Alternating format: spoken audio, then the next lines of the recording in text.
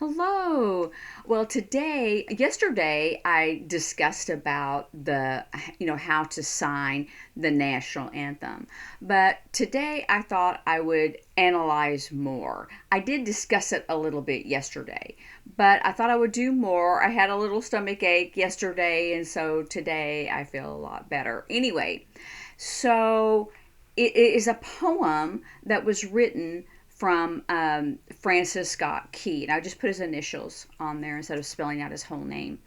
Uh, and and that was during the War of 1812. So he was asking a question. This was not in 1776, even though we really prefer to think about it that way, right?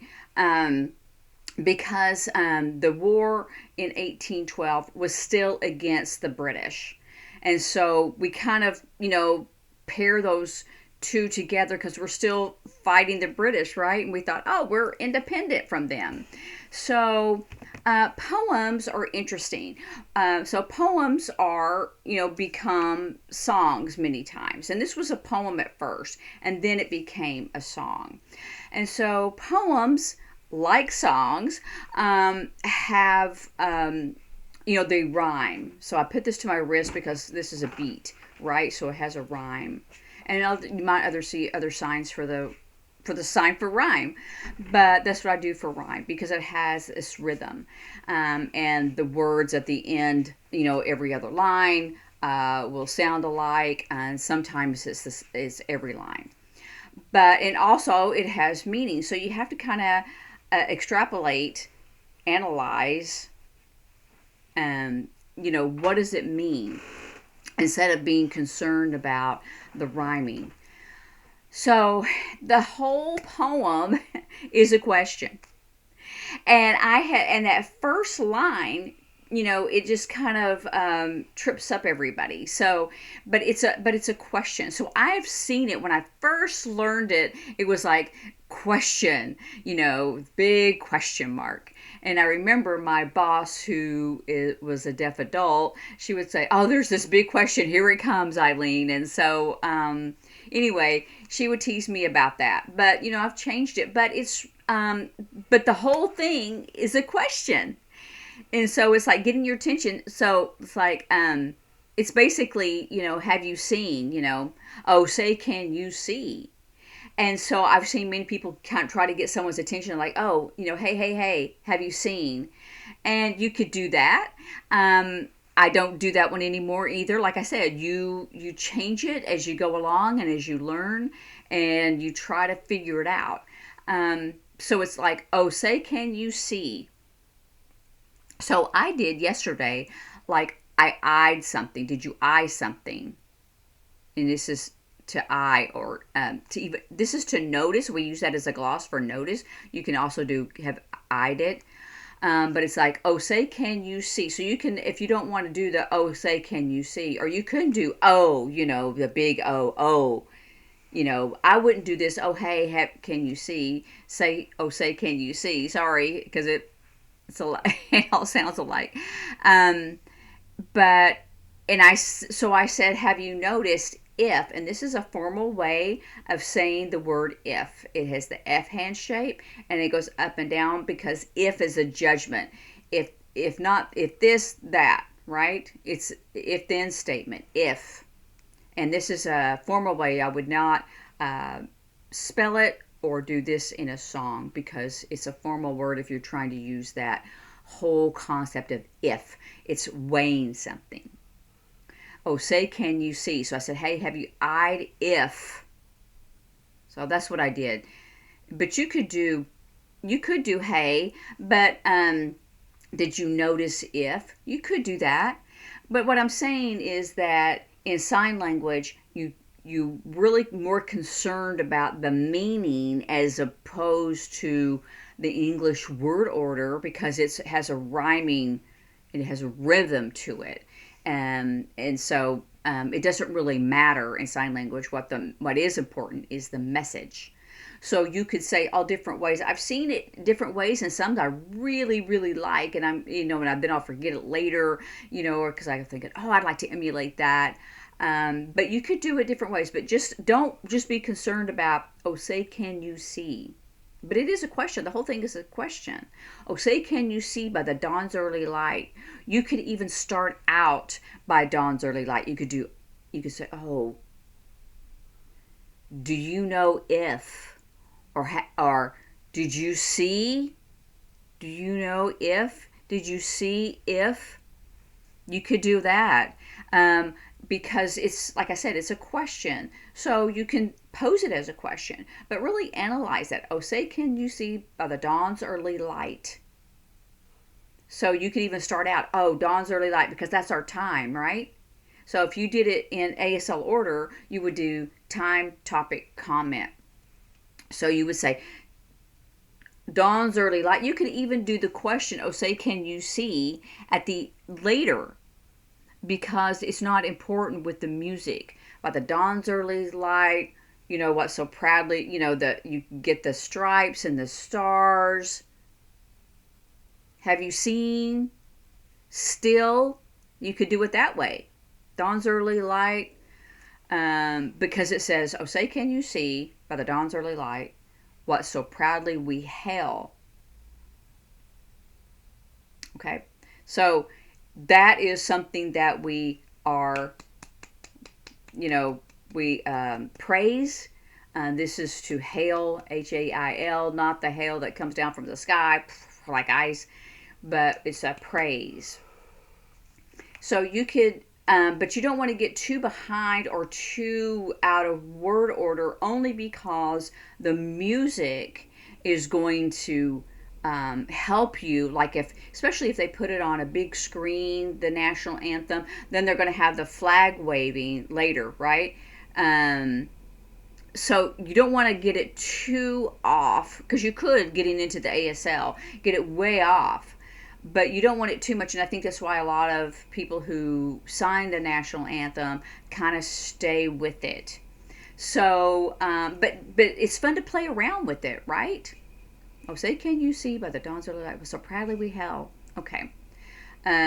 Whose broad stripes and bright stars, right? So, because you could even do this, your flag, and get the stripes and the stars, and that we hail, or we proudly hail. You see, still there. You could do it like that.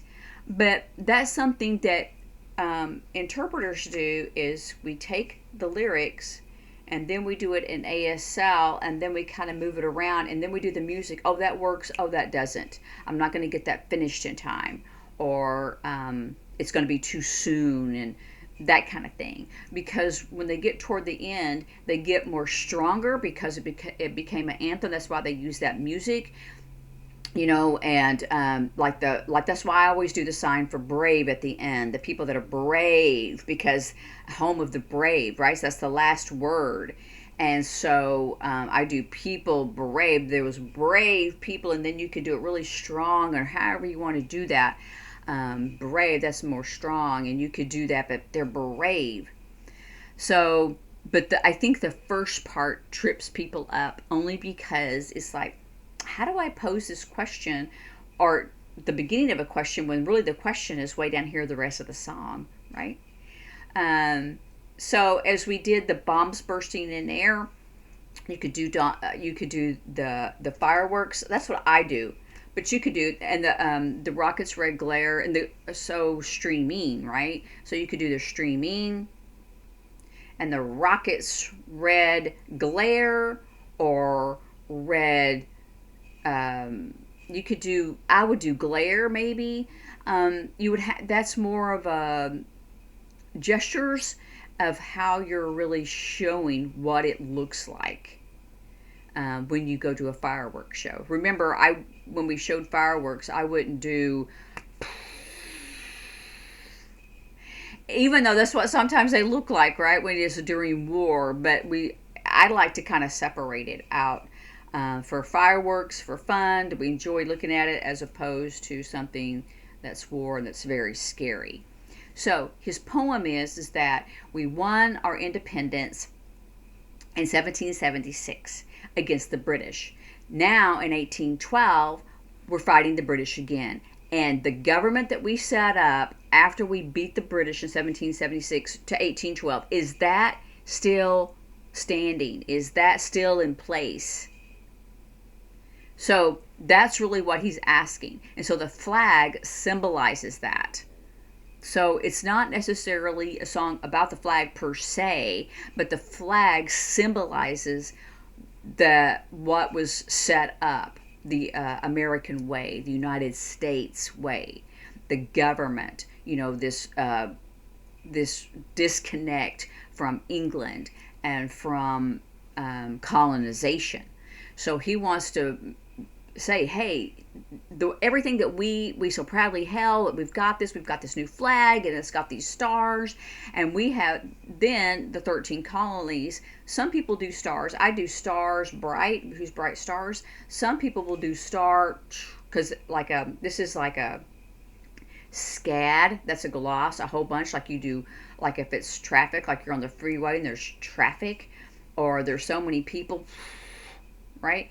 And so some people do this with stars, because there's a whole bunch of stars. We have 50 now, but back in 1812, we didn't. So we had, so there wasn't as many. So some people I have seen do that for stars. They'll do stars, a whole scat of stars. But there was 13. You could even do stars that were in a circle. I just do bright stars, just because of the time with the music. So, oh, say, can you see by the dawn's early light what so proudly we held? Okay. And so, whose broad stripes and bright stars? Through the perilous fight. And so, I do awful for perilous. You could probably do another sign. I do awful, which is our 8-hand shape, and then throw it away. Awful. It's awful. Through the perilous fight. And I do battle instead of fight, right? It is war. It's a battle. And then over the ramparts, and we know that is, they used wood, and now they would probably use something else. They still have ramparts that the military uses, but they are stacked up. That's why I use, you can start out with this one when you're non-dominant hand, but it goes up, right? Because they're stacked up, and then people are behind it because it's a protection, and then you're looking up over. Oh, do I still see that flag waving? Because whoever is winning has that flag if they've won that hill. And this was Fort McHenry that that he was talking about, and that's where he was. So if the British had won the fort, they would have taken down the American flag and then put up the British flag. And he wants to know, which flag is that? Which government are we under? Do we still need to fight?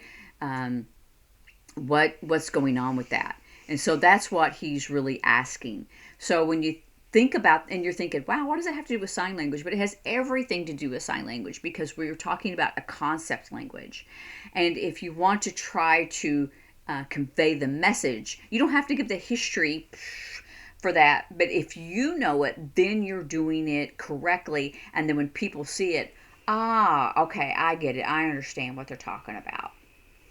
So, that flag with the stripes and the bright stars, and we proudly praise it, right? Hail, or to praise. And my clapping here at the bottom of my hand, remember this is school where it's the heel at the top, and then hail or praise is down here. And you could probably do another sign if you wanted to do that. But, that's why interpreters use a thesaurus and a dictionary, so that we can say, well, I want to make sure that the concept is correct. What did Francis Scott Key, what was he trying to convey? What was he trying to say in this? Why did it become our national anthem in 1931, I believe, that we feel so strongly about? And it's not just the flag, but what it represents. And that's what he's talking about. Not just the flag, but the representation. And that's why people get really high and the singing it. But your body needs to really show that strength and that determination and that power behind this symbol and what it means to the people who live here. So I want you to, everybody knows the words, but I want you to dissect it. And it's my B hand shape. And I go down, this is to analyze or to dissect or extrapolate, whatever those types of words that you want to use, that's what it means. And so, anyway, I know I've gone on and on, but I really wanted to share that with you, and I didn't want it to add it with my other signs from yesterday. So practice, and I will see you later. Bye.